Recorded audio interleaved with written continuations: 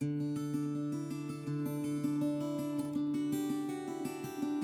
Livingston Lord, the first EIU president, came to Charleston to take over this responsibility, he said, where's the residential component? Because he'd come from the University of Minnesota where he had that, and he knew that was important. And he talked to the Board of Trustees about it and convinced them it was a good idea. So they forwarded that request to the state legislature. He went over, presented the idea, and basically got laughed at. He said, what are you going to want next, a lunch counter? You know, because they thought that was ludicrous. They said, we just don't do that in the state of Illinois. Well, he was obviously kind of taken aback by that, but he said, okay, how am I going to get this passed? And what he did in the second round in 1903, he connected with Stanton Pemberton, who was a senator from Oakland, and he said, let's figure this out.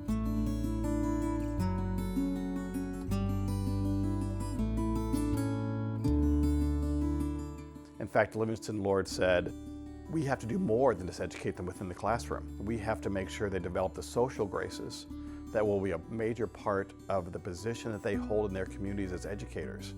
He was, from the very beginning, understanding the reality of not only the in-room and in-classroom education, but also what goes on outside the classroom. And in 1937, Eleanor Roosevelt was crisscrossing the country, visiting the CCC camps that her husband had put in place by the New Deal. And in Charleston, there were 3 of them. And that evening, she came to Pemberton, and she stood in front of the fireplace and talked to the residents assembled about how lucky they were to have this opportunity to go to school.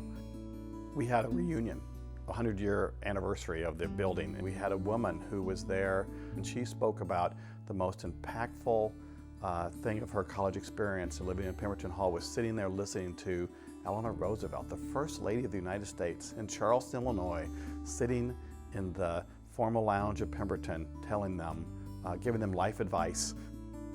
The building is still a women's residence hall. In 1963, an addition was built to add another 100 beds, so there's 200 beds in that building. And the Cracker Box Gym, which was originally built, is now the home of the Honors College.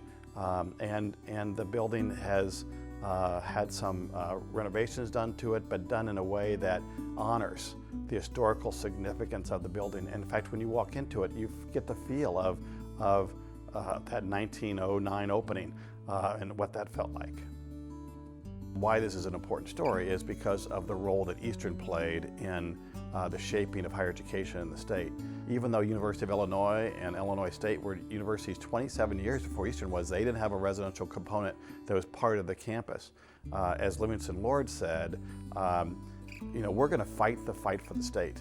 But what was once a very unpopular idea will become popular indeed, as they will line up to have their opportunity to become residential. And they did indeed, because it did so much enhance the education, not only just the classroom experience, but also the out-of-classroom experience.